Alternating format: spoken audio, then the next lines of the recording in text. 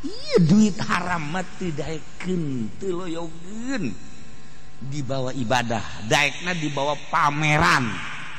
Pameran. Wow, lamun pamer mah tuh nu itu tuh. Oh, nu aing 5 bau ku aing. Ini tuh 10 bau ku aing dibeli. Jadi tuh 15 bau. Aing mah geus bararau be pokona mah.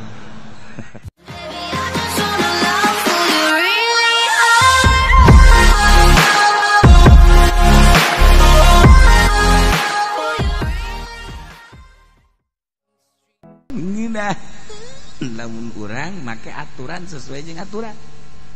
Urang dagang sesuai jeung aturan urang Islam. Haju dagang make aturan Islam, urang akur jeung aturan Islam. Perasaan puas urang sebeuh perasaan dagang. Dek untung dek rugi jepan. Asal akur jeung syariat, ngeunaheun kana. Henteu engkel-engkeleun. Tapi lamun urang henteu akur jeung syariat engkel-engkeleun. Urang narik barang limbah di pabrik saton, tapi barang ditimbang di imah urang teh aya 1,5 ton. Lantaran tadina urang osok bager ka satpamna, jeung kanu sok merean barang di dituna, geus atuh kudu nimbang ditambahan. Panur nambahan lain nu nyana nu bos. Harti ku ceulis ya. Eta teu akur jeung syariat. Eta engkel-engkeleun di jero hate aing meuli 1 ton jadi 1,5 ton. Inu setengah deui kajajaden ye. Kumaha ieu kumaha moal minaheun kana hate kajeun ku kumaha ge.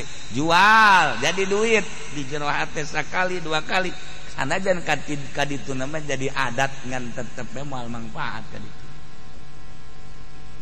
Komo kieu mah urang meuli limbah 1 ton di jero aya anu ngabisiki nih. Pak Haji, ini punya Pak Haji 1 ton ya, tapi ini titip nih punya saya ya. Titip si kanyana. Atuh titip Pak nyana bae atuh nyana teu aya naon aya henteu. Berarti kan ada main di dalamnya. Ini titip ya, ini mau punya saya. Udah tenang aja dah, nanti kesononya nanti kita bicara di luar aja. Kan gitu tak bicara tukang limbah. Emang itu nyaho. Ya udahlah. Beres. Tah nu 1 ton urang nu titipan, eta titipan naon eta titipan. Udah dah Pak Haji aja yang beli dah, udah setengah harga dah. Tuh kan emang lain kitu-kitu insyaallah geus kitu. Nu saha eta? Ayo sia dek ka mana? Tak engkel-engkeleun di jero hate. Aduh ya Allah ya Rabb. Heureun. Urang jualan emas kan ai jualan emas mah meuli untung ngajual untung panggoblok-goblokna pedagang tukang emas.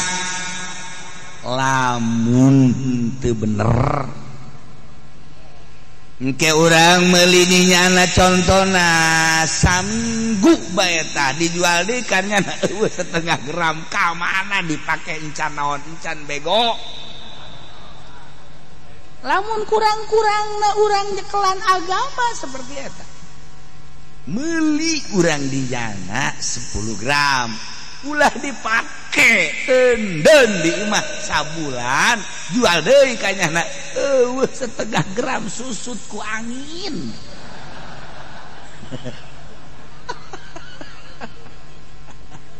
Tah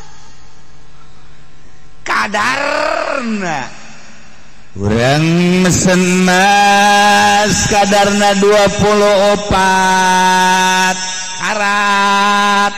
Aya Haji Pendi masuk hayang sakarat bae nya nama. 24 karat.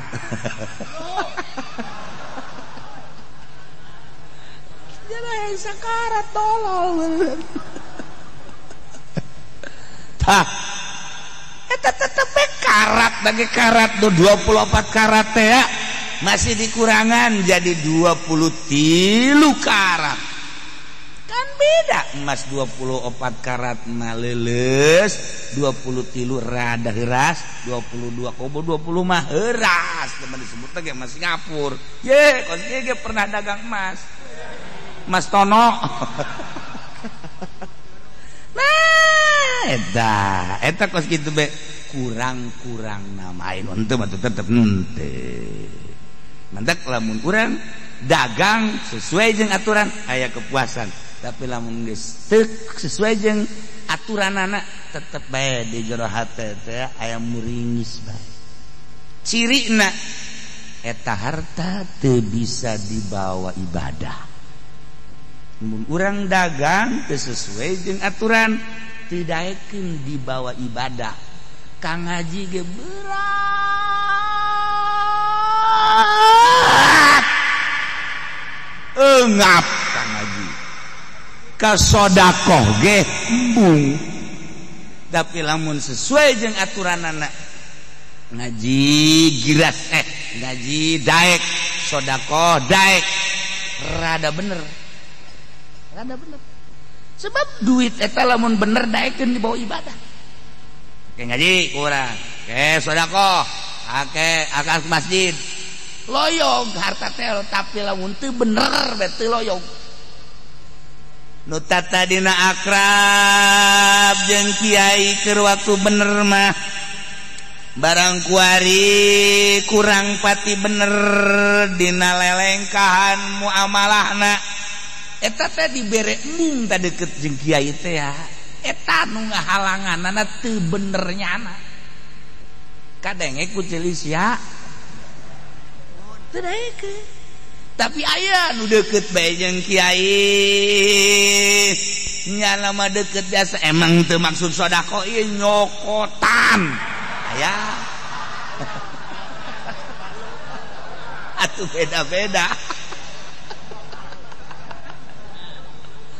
masalah ya kiai mah deuk dibere sakitu deuk dicokotan sakitu jadi mah kiai rek di alam sakitu rek diomongkeun sakitu ya aing jeung Allah teh sia urusan sia eueuh masalah ngan tergantung urang muamalahna asal bener muamalahna hayang make sedekah teh hayang mere hayang deukeut hayang tapi lamun teu bener bae mulai eta ngahalangan teu hayang embung teu loyong digigireun imahna aya pembangunan masjid baheula mah keur waktu bener dagangna tah tapi barang kuari teu daekeun eta muamalah seperti eta